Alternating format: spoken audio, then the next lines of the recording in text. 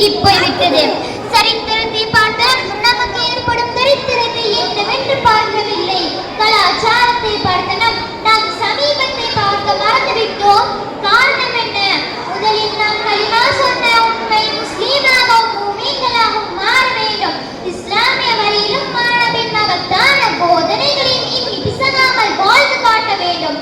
அப்பொழுதுதான் நம் சரித்திரத்தை நம் சந்ததிகள் திரும்பி பார்ப்பார்கள்.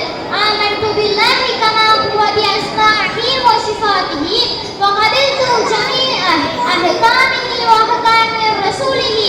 அல்லாஹ் தஆலாவையும் அவனுடைய சட்டத்திட்டங்களையும் அவனுடைய தூதருடைய சட்டத்திட்டங்களையும் ஏற்றுக்கொண்டேன் என ஈமான் கொண்டு இஸ்லாமிய வழியிலும் மாணவின் மகத்தான போதனைப்படி வாழ்வேன் என சிறுவயதிலே ஒப்பந்தம் செய்துவிட்டு இஸ்லாம் அல்லாத கலாச்சாரத்தில் மூழ்கி வாழ்ந்து கொண்டிருக்கிறோம். அல்லாஹ் தஆலாவை ஈமான் கொண்டுவிட்டு அவனை உண்மையை நம்பிவிட்டு அவனை நினைத்து ஐவேளை தொழுகிறோமா? இன்றைய காலத்து கலாச்சார மக்களின் ஐவேளை தொழுகை வாங்க எப்பொழுது சொல்கிறார்கள் என்று கூட தெரியாத அளவிற்கு கலாச்சாரம் என்ற பெயரில் மூழ்கி கிடக்கிறார்கள்.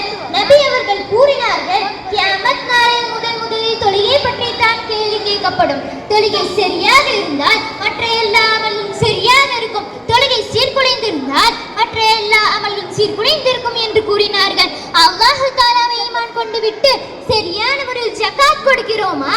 நோன்பு நோக்கிறோமா? வியாபாரம் செய்கிறோமா? கொடுக்கல் வாங்கல் சரியாக நடக்கிறோமா?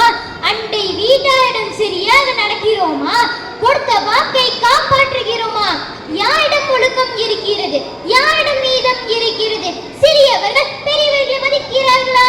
பொய் தான் பேசாமல் ஒரு நாளாவது தூங்க விடுவீர்களா? இன்றைய காலத்து கலாச்சாரம் என்ற பேரில் இந்த உலகமே சீரழிந்து போய்விட்டது. மாணவி போதித்தார்கள், நீங்கள் உண்மை பேசுவதை கடைப்பிடிப்பீராக. ஏனென்றால் அது நிச்சயமாக சொர்க்க வாசலில் ஒன்றாகும். நீங்கள் பொய் பேசுவதை பற்றி எச்சரிக்கிறேன்.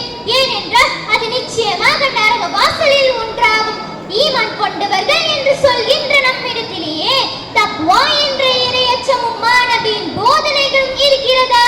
எந்த கேள்விக்கும் பதில் இல்லை இல்லை என்ற பதில்தான். கண்ணியமிக்க பெரியோர்களே, சகோதரர்களே, சற்று சிந்தித்து பாருங்கள்.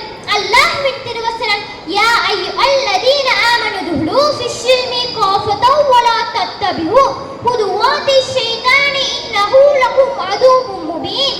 இஸ்லாமிய வழிமுறையில் வாழாமல் வெறும் இஸ்லாமிய பெயர்களை மட்டும் வைத்துக் கொண்டு வாழ்முறை கண்ட அல்லாஹ் கூறுகிறான், ஈமான் கொண்ட விசுவாசிகளே, நீங்கள் இஸ்லாத்திற்குள்ளே முழுமையாக நுழையுங்கள். ஷைத்தானின் அடிச்சுவர்களை பின்பற்றாதீர்கள் என்று கூறுகிறான். உண்மையான ஒரு இஸ்லாமியர் குர்ஆனை விளங்கி மாணவியின் போதனைகளை பின்பற்றி வாழ்வான். ஆனால் நடப்பது என்ன? இஸ்லாமிய மக்களோ படுகொலையை நோக்கி செல்கிறார்கள். எல்லாம் யூத நசரணிகளில் கலாச்சாரம் என்று இஸ்லாமியத்திலே வேரூன்றி விட்டது. பிஸ்மி சொல்லாமல் நின்று கொண்டே பருகுவது, இங்கிலீஷ் மீடியம் என்ற பெயரில் ஸ்கூலில் குத்தி குத்தி எடுத்து சாப்பிடுவது, இசாவிற்கு பின்னால் விரைவாக உறங்காமல் செல்போனை மணிக்கணக்கில் நோண்டுவது, ஆபாச வீடியோக்களை பார்ப்பது, பேண்ட் என்ற பெயரில் கரட்டை கால் கீழே ஆடை அணிவது, மது குடித்தல், பெண்களை விரும்பர பொருளாக ஆக்குவது என்று அடுக்கிக் கொண்டே செல்லலாம்.